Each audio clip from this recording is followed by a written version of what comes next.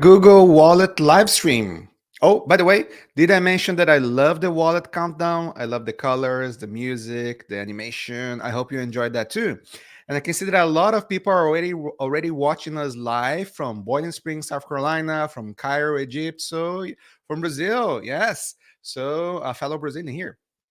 So if you're watching us, please post on the chat where are you watching from. And of course, because this is going to be a live stream, you have the opportunity to ask your questions. And today we're going to have a very interesting conversation with a Google Wallet software engineering manager. So I'd like to introduce our special guest for today, John Sterling. Welcome, John. How's it going? Hey, Edson. Good to see you today. Everything's going well. Yeah, good to see you here as well. And I know that the audience is super excited to have you here today because we're going to have a chat. We'll be talking about how's life as a Google Wallet software engineer manager. We're going to be talking about features of the Wallet API. And of course, if you're watching us live, this is your opportunity to ask us some questions. So we want to have some fun here today.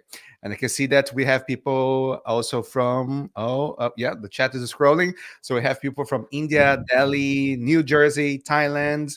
So lots of folks. I have our video here on a separate screen, so I can see that a lot of people are watching us live. So welcome to all of you. And of course, the stream has a bit of delay. So while we're talking, people take like some seconds to be able to hear us. And if you're hearing us just right now, remember to post your question to the chat because this is a unique opportunity to ask some questions and hear the answers straight from the people doing the Google Wallet API. So, John, please tell us a bit about yourself. Like, what do you do? Where are you based from? What is your responsibility here at Google? Sure. Yeah. So I'm. Most of our engineers are here, and we're pretty widely distributed, but the core team is here in San Francisco. So I work in the Google San Francisco office. Been on the team for a few years, and prior to that, worked in some other areas of Google as a software engineer. Mhm. Yeah, nice. And how many people do we have working with you in the Google Wallet API? The Google Wallet APIs, it's pretty small team. We have, depending on how you count it, we have about 10 to 15 engineers working on it, but they all work on lots of different things. We work as more feature teams, so we don't have kind of platform teams as much at Google. But that's roughly the size of the team that you're looking at. Oh, nice.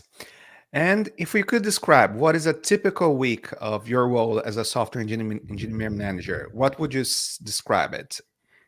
It's very diverse. So Wallet has, um, you know, tens of millions, 100 million users around the world actively using the Wallet app or the Wallet web interfaces to use Wallet. But we also have tens of thousands of different partners and businesses that are issuing passes, from event tickets to boarding passes to um, loyalty cards and offers and gift cards and all those types of things. So we have a really diverse set of users we're serving, and also a diverse set of platforms, from the Wear to the Android apps to the Wallet APIs, which are REST services served on Google Cloud Platform, and all of our other serving platforms. So there's really a lot going into the week, sometimes working with business development, meeting directly with partners who issue passes, talking to the teams that support the end users, working on launch planning. And then as an engineering manager at Google, you're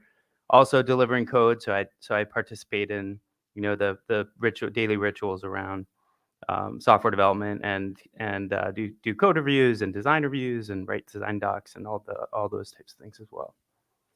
Nice. If you could split out your time, if you say like how is the split between like doing the managing stuff and doing the code stuff? Is that a 50-50, 70-30? How does I'd sort of target at least 30% on like pure, almost SWE software engineering type work. I didn't mention the people management part, which is sort of, I see as independent of those other things I talked about. So that's career development and mentoring, and being a sounding board for the folks on my team, as they work through their daily challenges and coaching and all those types of things. So that's another big chunk of time. So I try to stay at least 30% of the time on pure technical work. And at Google, like the most of the managers are by trade, they were hired as software engineers. So we keep we have a very high bar for like technical contributions. We don't really have pure managers. So I try to keep it pretty high, and then I have layer on top of that like strategy, design, team mentoring, oversee making sure that our engineering delivery, the team's also on call, so we have those types of production excellence rituals at play. So yeah, it's about 30% there. I don't know, 10 to 15% on pure people management, and then a lot of strategy and road mapping and partner engagement. Nice. Yeah. While we're talking, some people joined us from Togo, from Turkey. Yeah. So more people join worldwide. Nice. So, yeah. And I think it's super nice because also Wallet is expanding. We already have like almost 100 countries already using Google Wallet as their best digital wallet on Android. And I think more countries are about to be served by Google Wallet as well. And I know we did a lot of things in the past year. We delivered a lot of features. We expanded to new markets. And if you could pick one or two features, what are the ones you're most proud of? Most proud of. So we've launched a lot of features for our partners that partners can use to engage their users. So some of them are more customizations to the app. So we are either launching or have launched a bunch of capabilities where you can upsell and engage your users. So if I have a event ticket pass, I might have all the things that you'd expect to be able to do from that event, and our partners are able to control all of that content. So that's one of the nice things about our API. It's very flexible, and so there's a lot of things that the partners can choose whether they want to use and how it should look and things like that.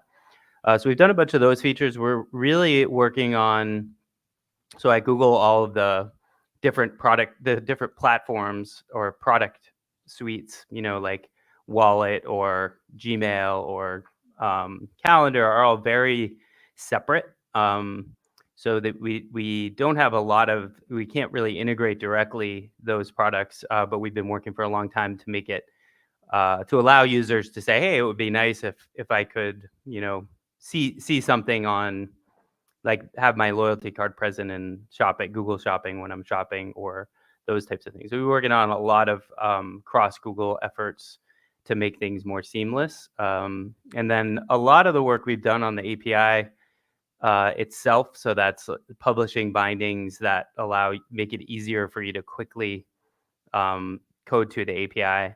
That's probably the most fun. So like whatever language you like we program in a lot of languages here, but I love Go.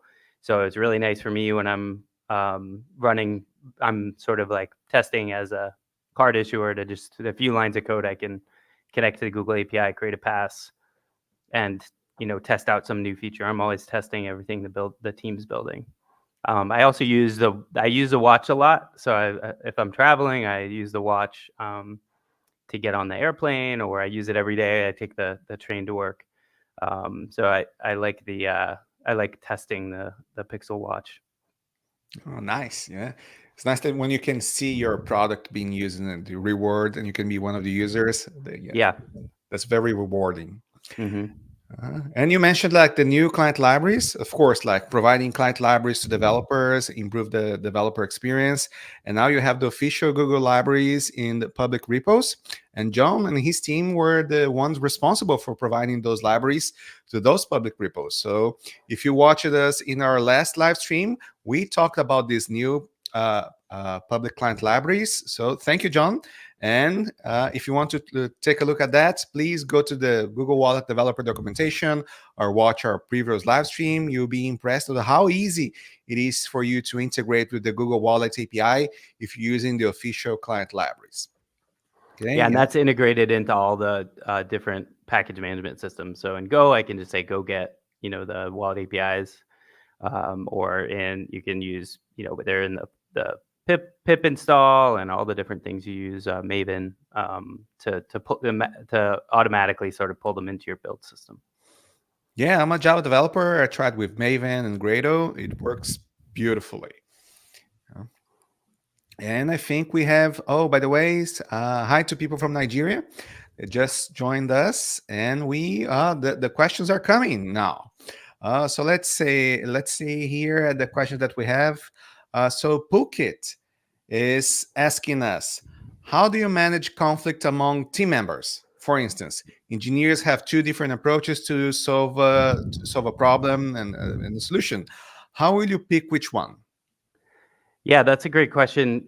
And there's a lot of layers to this. So one of the things that Google has done really well historically, from my perspective, I've worked at a lot of different companies, big companies, startups, and Google's done a really good job of folding in this type of thing into the interview process, which is really trying to find people that celebrate each other's successes, are outcome driven, are willing to engage and challenge the status quo, but also open-minded to different people's perspectives.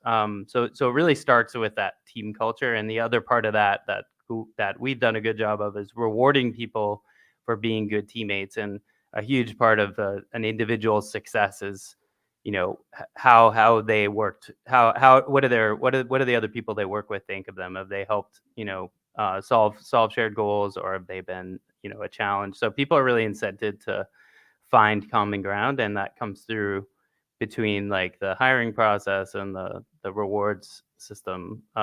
It comes through in the day-to-day. So to some extent, it's easier here than it's been anywhere, because at least on our team, we just have a bunch of great people that are really work well together. But then that's not enough, right? You have times when, so one of the things that I do is try to isolate. Oftentimes there's conflict when there's a group of people and maybe one or two people have really strong opinions about a topic. And it's happening usually either when they're trying to get their code approved to go live, or when they're trying to get a design review approved. So one person has this kind of sense of urgency, hey, we really need to make this decision quickly.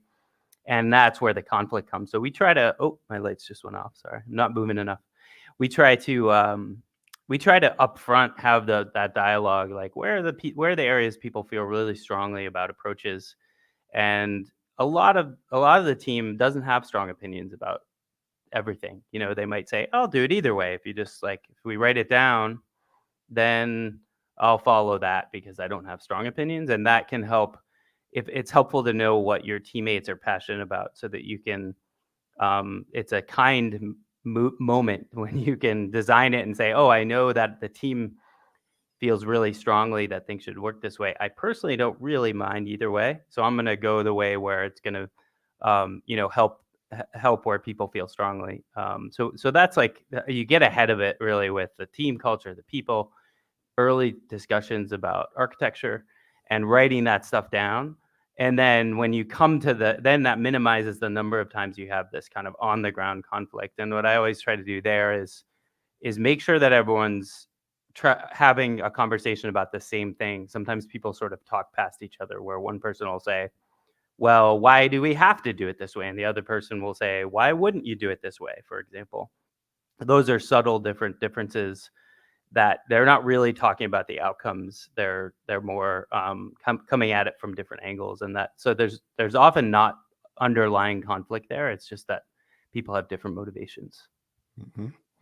Nice, yeah, yeah. It must be very enriching to see like such like a bunch of smart people discussing these technical problems, and yeah, it's nice to hear those stories on how can you solve those particular conflicts. Yeah. Mm-hmm.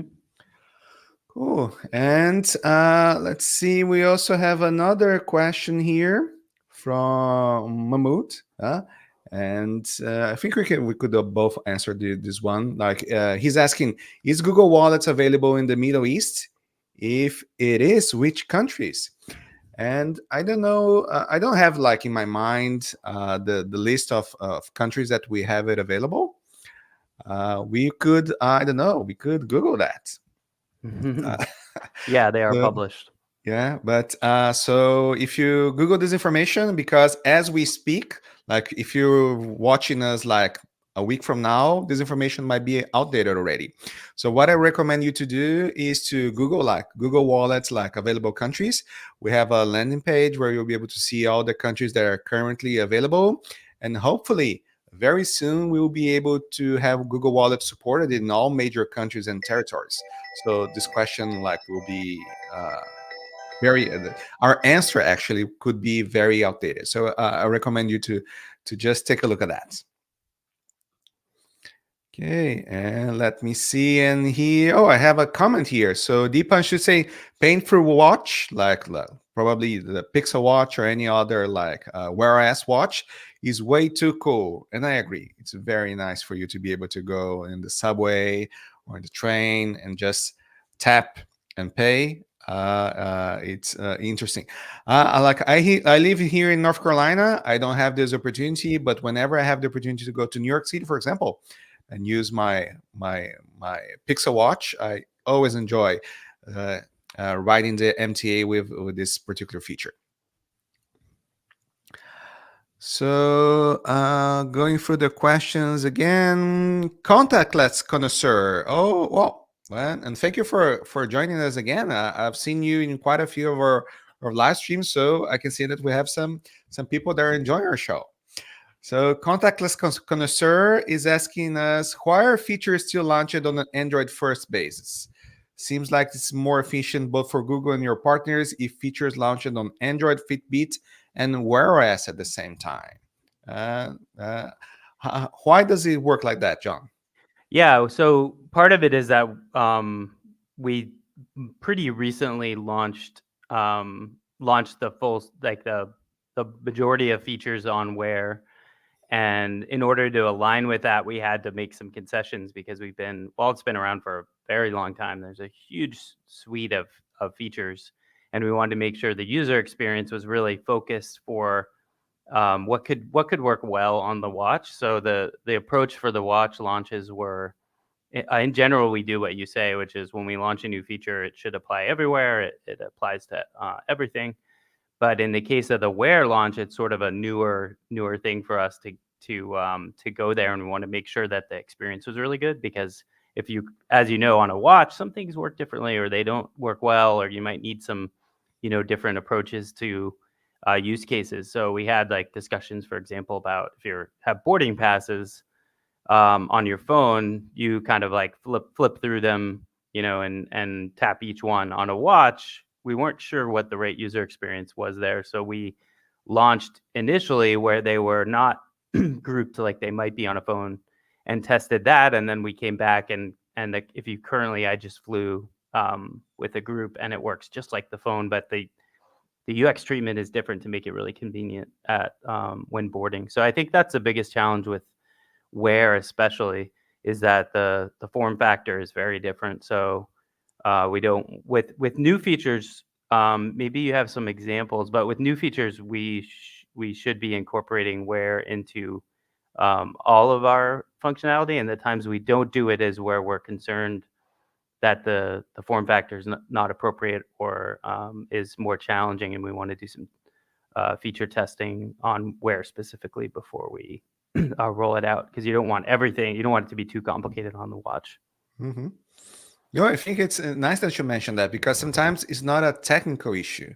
It's like we know how to do it. We just don't know what is the best way for the user to be using this feature. So we can either hold the feature that is nice, or we can just benefit some users with like on the mobile experience before the other experiences. Yeah, So and we do every feature is engineering launched. So the engineers who lead that, the feature team that leads that decides how to roll it out, and oftentimes we'll roll out in different, like we may go straight through dog food and launch with flags on certain form factors, and on other ones we'll do a much slower, like dog food, team food, for a longer period of time. So it may have been implemented together, but we kind of roll it out in different phases to make sure that we get more metadata about user behavior and what we're seeing before we before we go 100%. So you might not see it, but it might be being tested a little bit too. Mm, cool. Yeah, and we say, oh, we have people watching us from Cameroon and Ghana, so people from Africa as well. Thank you for joining us to all of you. And what else? Let me see. Yeah, more questions coming. So Pukit is asking us here: is there any sample Android app which can help us integrate loyalty cards, gift cards to Google Wallet, in which users are buying the app? So, Pukit, I don't think we have one with this entire flow, like with where you can integrate, for example, with Google Pay, where people are buying, and then you can later integrate loyalty cards and gift cards. But if you want to know how to integrate loyalty cards and gift cards on Android, we have a GitHub repo, and I'm posting here in the chat, so you can see the code that we have, and you can take a look on how can we do to integrate loyalty cards and gift cards to your Android app. And of course, we can do that with the Android SDK, or we can do that with server-side integration. So I encourage you to take a look at the developer documentation and decide what is the best approach for you. And just in case you have any other doubts, you can always reach out to me. I will be more than happy to answer your particular questions. Yeah, and those are like, there's also a runnable web app that you can a Node app that you can see all the code. You can run it yourself. You can very, very quickly get up and running with the user experience part of it. And then up on the GitHub, there's sample code for all the different things you can do with the API as well. Cool. And here I have a strange Dr. Go is asking us about the interview process at Google. So normally, how many rounds of interview are there for a SWE position in your team? Yeah, so this is probably all you can read on the internet, quite a bit about Google's interview process. But generally, there's the initial, depending on what level you're talking about, the initial round is discussion is more of a screening round.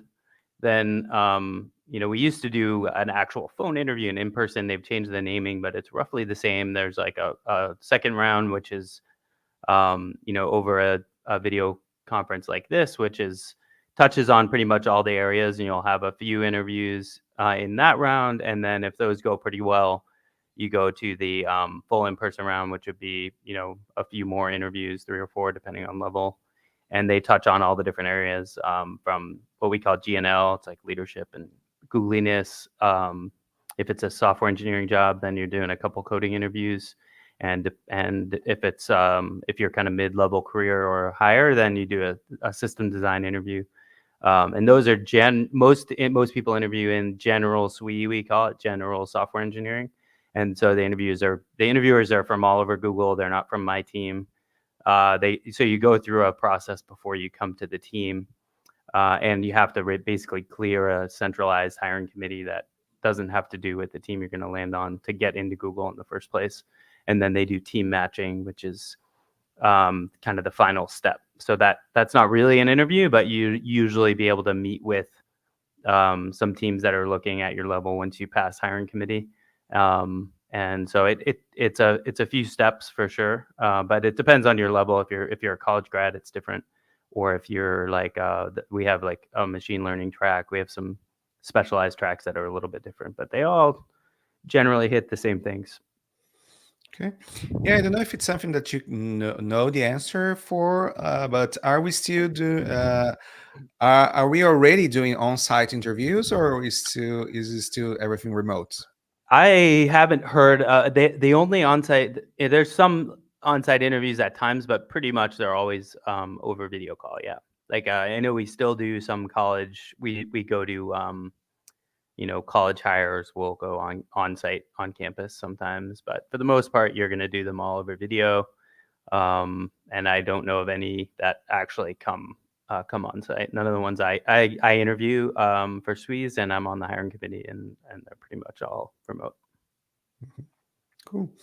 Yeah, and the process that John described, I hope my information is up to date. Like, for example, when I joined Google, you just go through the entire process, and when the hiring committee decides, oh, you're we we like approved you as a candidate, and so you can be like a software engineer or a Google. Then you go through the team matching process where they'll try to find a team where you can work on. So it can take some months.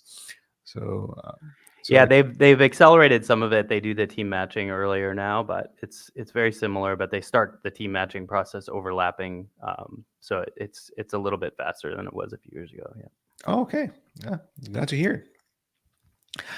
So let's see. Well, lots of questions now. I have to keep track of it. So Mahmoud Abdallah here is asking us, is Google Wallets available locally within the boundaries of each respective country, or does the exchange have to go through currency exchange rates with the US dollar? So I think it's more about money. As far as I know, like we don't do any kind of currency exchange when we do kind of payments. It's through the credit card processors and like this. But I don't know, John, if you have like more information about it. Yeah, I think it's just more about you're talking about specifically the payments part. So for the rest of wallet, like loyalty and those types of things, there's very little sort of. There are sometimes we have to go through and vet each country, but there's very little kind of technical complexity to launching in a new country. It's mostly about go to market and making sure that we have the right feature set. We don't want to just make it available if there's some nuance, like some countries have loyalty or unique transit situations. When it comes to cards, it is more complicated because some countries have different payments, either laws or policies. So we really have to before we can launch the payments in a country. But it's less about the exchanges. It's more about kind of the nuances of those countries. But many countries don't have anything like that. It's kind of a subset that we have to worry about there. Mhm. And what John is talking about is that Google Wallet, we have a lot of features because we also have like payments. You can use a wallet to go and tap and pay whenever Google Pay is available on the terminal. And today, in particular, we're talking about more about the passes side of wallets, like boarding passes, event tickets, gift cards, health insurance cards, for example. These kind of things that you can store in your everyday essentials that you can store in Google Wallet. So that's why, at least myself, I don't know much about the payment sides of Google Wallet. So that's so we our answers are better if we're talking about the passive side of Google Wallet. But thank you for your question. Going through here, so Jonathan Ato Markin has another question about the hiring process. Like when you're in recruiting new engineers to join your team, do you specifically look for people who have experience building similar products or just general software engineering experience? Yeah, so as mentioned, the people, once I'm selecting someone for my team, they are either an internal Googler who is looking to switch teams to my team, or they are in the process of vetting in the hiring committee. So at that point, the interview process is very stringent. So the folks that make it that far, either they're already here or are at that point in the hiring process, have cleared a bunch of software engineering hurdles. So we don't have to worry. I have at other companies, but here I don't have to worry as much about. I worry about that vetting when I'm interviewing, but not when I'm selecting for my team. So we tend not to do much like technical digging because they're like it's very challenging to get to that point, and people are capable of learning. Um, there is, so I think if it's like in the payments area, there are some nuances where people gravitate to stay in payments, but I would say that's just one factor. It's not most of the people that we hire on the team have no experience with this part of the industry. So we're really, honestly, at that point, I'm looking for people who are going to love the work. So, in our case, we work full stack. So they're going to be doing database design, API design, you know, they're going to be on call. They're going to be working on Android apps. They're going to be writing web apps. So I'm really looking for people that are excited about having that kind of career where they're working on a lot of different types of things. They're going to be doing some machine learning. They're going to be doing all the different things. So a lot of it's more of a team match. I think the word is right at the point that we're selecting for the team. It's like, is this a complementary person that's going to be excited and love this team? Some people really like to specialize, and our area is so diverse and broad that every project someone works on is basically totally different. Mhm. Cool. Is it common for your team or inside Google, for example, for people to be switching teams internally?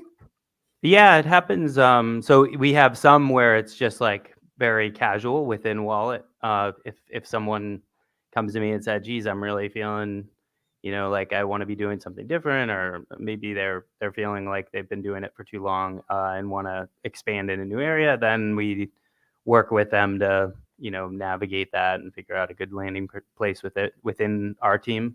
Yeah, and usually we can. Like I said, we have so many different things going on that it's usually really easy to find something and it's a great place to work on this team. So last resort, they start to look internally at Google at other teams, and we always support them in that as well. So sometimes that's the right thing where someone's looking for a career shift, and our work area doesn't offer that. And internally at Google, there's historically been a lot of mobility. So people generally kind of like just basically ask around, and you can meet the hiring managers and talk and I work with them to help make it a smooth transition. So yeah, it happens both within the team, and that's very lightweight, doesn't require a lot of overhead. And then a little bit heavier weight is like switching to a different Google team, but it doesn't require interview, like the full interview process. um, and usually it's very, obviously sometimes people come into a point where they're looking to do something totally different, but there's so much to do at Google. There's always at least a really good opportunity here for them. Mhm. Cool. And would it be correct for me to say that whenever you're choosing a candidate for your team in particular, externally, uh, whatever we're doing here, we're using such a different stack or solving like different problems that your previous experience in a particular stack or something like this doesn't matter that much? Would it be correct or I not? think that's fair. I mean, the interview process, we're very careful. We don't really care about the specific technology. It's more that you understand why you're using it. So if you're using, you know, uh, RabbitMQ or Kafka or something, that's great. But the what you need to understand is like why and what it's doing for you. And then at Google, we do have a lot of analogous solutions to those things, so it's definitely helpful in your experience. But because of our scale and the access to this really massive distributed low latency system, some things are a little different. Like the problems that might exist in my last company aren't problems because we have different capabilities, and some things are still problems, and those things are. So I had to, when I transitioned into Google, I had to kind of like learn, which of my experiences is applicable now in our stack. And a lot of it's like because of we have just like fiber everywhere. Sometimes traditional latency problems, for example, are it's different math at Google. So things that might have required some special stack maybe don't, or maybe there's a subtly different way about how we solve certain problems, like queuing, for example, we do it a little bit differently. So I would say it's never disqualifying, and it rarely helps you much in the interview process. So if you're using a off the shelf stacks, I would encourage you to understand what problem they're solving and how, whether it's load balancers or like queuing infrastructure or your databases. Try to before if you were to interview, you should know how they work. Okay. Is it common for you to hire someone that like has experience with JavaScript and work with another stack, for example, Go? or the opposite? Like, is it common for people to switch stacks and languages? Yeah, it's super common. And the yeah, I would never not hire someone or not bring someone on the team because they hadn't um, worked in our language or stack. And myself included, I've been readability in a few different languages at Google, and still use lots of different languages. And I've never seen any of the folks that we hire have a hard time because of that. It's usually not the challenge. Cool. Yeah, and let's see. We have another question here from Deepanshu. Uh, how do you decide on the minimum Android version support for Google Wallet app, or how do you decide what you should that you should drop support for an older Android version for the app? That's a good question. I personally don't make those decisions, but there is a rigorous process looking at. So I know a little bit about it, but looking at the data essentially. Like how pervasive, how pervasive are those Android versions out there? As you know, Android, it's much harder for us than like Apple, for example, because we have such a broad distribution of Android. So our general principles are that we should just like everything needs to be backward compatible, and we as engineers we never make any assumptions about being able to like retire. And that's the same with the API. Like people who implemented to our API 8 years ago should still be able to like we don't force upgrade versioning. We basically live in a backward compatible world in general. So that's kind of the general principle, but obviously with Android, there's a more formal kind of like versioning support process. Oh, you mentioned backward compatibility. Like, do we have any issues with backward compatibility within the Google Wallet API?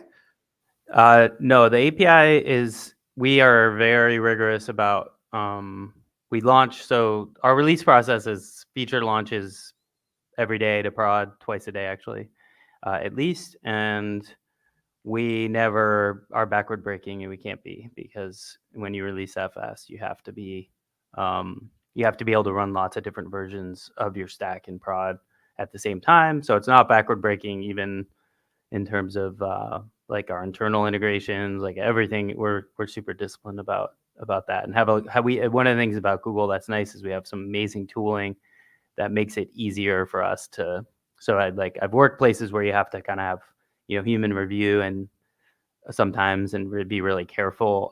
We have a lot of protections in place to make sure we don't make those mistakes. But yeah, we have a lot of integrated API partners who haven't really changed much. And if we obviously deprecate fields and say we prefer, you use this new one, but we generally have backward support. So either we support the old enum and we map it to the new one, or if it's like sometimes we'll have fields that are just a single value and we change it to a repeated value. Well, internally, right when it comes into our API, every single value becomes a list of one, for example. We have all these different tactics for handling that. Or sometimes you have two fields, and maybe someday we could deprecate certain fields if we find that no one's using anymore. But generally, we are like 100% backward compatible. Cool, glad to hear it. Let's see. So Jonathan Atom Marketing has another question for you. So, how do you approach research as part of the work you do, in terms of applying newly found research results from academia, or conducting your own internal research and putting out maybe a white paper? I guess it depends on what kind of research you're talking about, but we are a data-driven company. So a lot of when I was talking about my like strategy time, a lot of that is research-driven. So that's some of it might be business research. So looking at like market data of how trends that are happening, and especially because we're global, we can be wherever you happen to live, you can be sort of biased towards what your experience is. So it's really important for us as we're building even small features to have empathy for like what's happening in the world, in all of these different areas, like whether it's transit or events, how events work, especially when it comes to like commercial things like loyalty and gift cards. They work really differently in different countries. So we do a lot of research in terms of how those countries work in these different verticals. So if you're talking about business research, we have like Google has a whole team that does analysis and gathers research that we use constantly when we're launching features and prioritizing things and deciding how things should work. And then we fall back on what I talked about before, which is like A/B testing and flag-driven development to see if it's correct, if it's working right. And when it comes to technical research, um, I think like a lot of the recent changes have been, we have to keep up with standards when it comes to APIs. There's been a lot of work. It takes a long time, but we have to keep up to date, and we're engaged with different standards groups when it comes to things like healthcare exchange, for example. We're super active in, or IDs. So as you know, you can put your passport or state ID, depending on where you live, national ID in some places on your wallet, and those are heavily standards-driven efforts. So we have to understand those types of things, and then changes to the specs and security of NFC. So we spend a lot of time in those different working groups. So I don't know if that answers the question, but when I think of research in my day-to-day job, those are some of the key areas. Also, thank you for the answer. And I see here that Tatsuya again is asking a question. I think it's more related to Google Pay, but let's just see. Maybe it's a better question for the Google Pay team. So when will Google Pay support like ESC embedded secure element to store encrypted credit debit card information if other phone brands have ESC with support of Android Ready SC Alliance? Do you know anything about it? I think we would there. I know who could answer that question and talk about that, but yeah, I don't personally feel like I'm the right person to answer that. Cool. Yeah. So, and Ajay is Kumar is asking.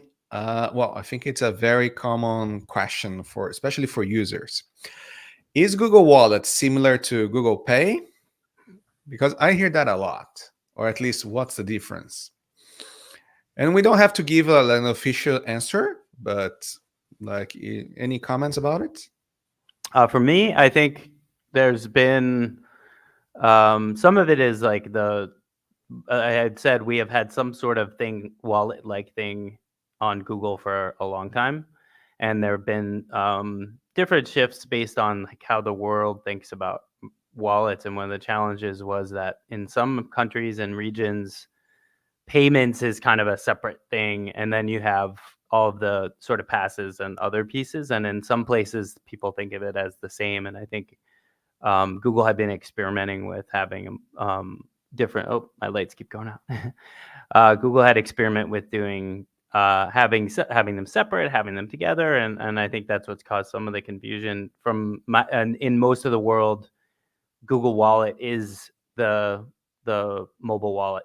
There are places where having some sort of like peer-to-peer payments or some other sort of like specialized features is more important, and those were some of the countries we've been maybe sort of slower to launch, or launched a a passes only wallet. But yeah, that I think it's a more of a like confusing market difference. But I think for most of you, you can just think of Google Wallet as a consumer. You're using Google Wallet, which is your, the place you keep all the things. And then the payments pieces fall under Google Pay, but they work seamlessly within Wallet. And I think it's related to the question that Kevin Nadasara has for us, which is, what is Google Wallet? Yeah, I think so. Google Wallet is the place you store all the things that you might normally store in your physical wallet, and more associated with your Google account, so that you can kind of like I use Keep or other things to associate with my Google account. This lets you tuck all those important things in one place that are available on all your surfaces, as long as you're logged in as your Google account. And that's probably going to become more and more exciting as we get as we surface those things in new places. So we already have obviously, like some autofill capabilities with credit cards, but that's going even further with, you think of all the Google services you use every day, like Maps, or we already have Gmail, where if you get certain types of things in your Gmail, then you can make them available in Wallet. We already have Photos, where if you take a picture of a boarding pass, it'll ingest it into Wallet. So we have both ways, like being able to gather things easily into Wallet, and then being able to use them seamlessly, either in person with a NFC tap or a scan, but also digitally with either some sort of autofill or a partner-to-partner API. Yeah, as a user, I think a great way for you to learn what is Google Wallet is first steps to go to the Play Store and download the app. So you can start adding stuff like your everyday essentials to Google Wallets.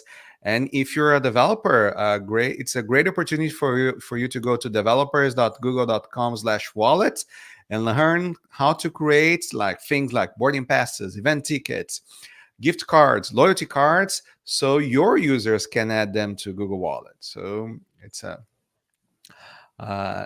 thank you for the questions. Was a great opportunity for us to be talking about what we're doing. And of course, we had to answer this particular question because everyone is talking about it. So everyone is talking about AI and generative AI. So the question from Stranger Dr. Go is that is Gen AI capabilities coming to Google Wallets? Yeah, and we're doing a lot, experimenting with a lot of different things. So you can imagine some like just suggestive. So I would say there are some things that are launched or launching in different regions. Like in the U.S., you can scan a picture of something, and we use Gen AI to determine what it is and sort of like say, is this a pass? What kind of pass is it? Which metadata is important, and allow you to add it to Wallet. So we already do some things. We use under the covers. We use the LLMs for various things, and then there will be more and more coming. Some of you might see some other exciting use cases there. And then we've always used a lot of internally. We use a lot of machine learning at Google in general, but the features that are like directly tied into Gemini we're pretty cautious about how we think about those, and in terms of like the right user experiences, and we do a lot of testing of how things are working and make sure that the use cases are like safe. And I think we have a lot of good ones that are sort of easy to keep as positive features that'll be launching. Cool. And related, so Untax Savvy is asking us, are we adding Gemini for security? For security, I'm not quite sure. I mean, I don't know what you're thinking. Yeah, I don't know if we. I'm trying to think about a use case where we could use Gemini to add security to something, but yeah, at least I don't have an answer for that. Yeah. But thanks for the question. It's a good like food for thought. So, we're almost running out of time, so almost in the top of the hour. So we're going to just pick a few questions that we have left here, so we don't like overextend. And Delight is asking us here: is Google Wallet made by Flutter, or is it created using native language? Are we using like Android and native Android for the app? Yeah, it's native, and it's native Android. And it's kind of a complicated question in a way, but yeah, it's a native Android app. Okay. Yeah, and I'd like to add that if you're a developer, if you want to integrate Google Wallet into your particular app, you can use Flutter, You can use native Android because it works in both ways. And of course, we have we have support for the Android SDK. We have server-side integration. And if you're using Flutter, we even have a Flutter plugin that helps you to add the Add to Google Wallet button to your app following the brand guidelines. So we're trying to make your life easier, either if you're using the native Android SDK or if you're using Flutter. So both are very good options for you to integrate with the Google Wallet API. And I think this should be our last question. Bit more on the technical side. So Contactless Connoisseur has another question for us, which is recently the iPass Transit Card launched in wallets. However, it's only available on the Xiaomi 14T phones and some Fitbit models. Do you know the reason for not allowing it for in Pixels or Pixel Watch?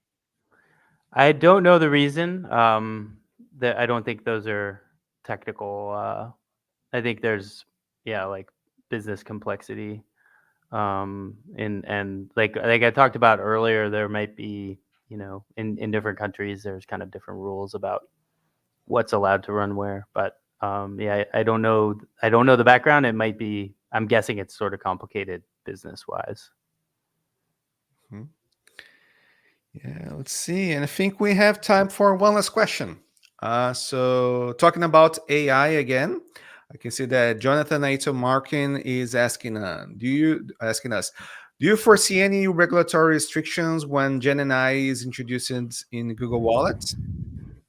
Already, so each of our teams has a legal team. So the answer is yes. I mean, there's already a lot of regulatory restrictions to every feature we do.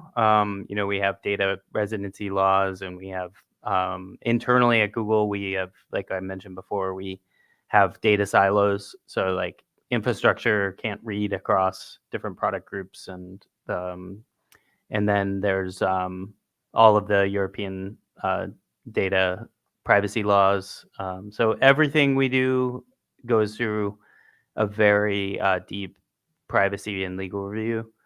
And that is maybe even, I mean, I don't want to say it's more stringent, but at least as stringent for any generative AI use case. So yes, there's a ton of, that's kind of what I was alluding to before. I think we have some really turnkey use cases that, have, that stand on good ground. But anytime we want to do something, really innovative with generative AI, we have a lot of work to do to really make sure that it's safe, and that it's privacy safe, and that the user experience will be great. So yeah, a lot of time gets spent on that, and we do a lot more team fooding in those cases too, just like launching features and running them for a long time with Googlers using them to make sure things work as we expect them to work.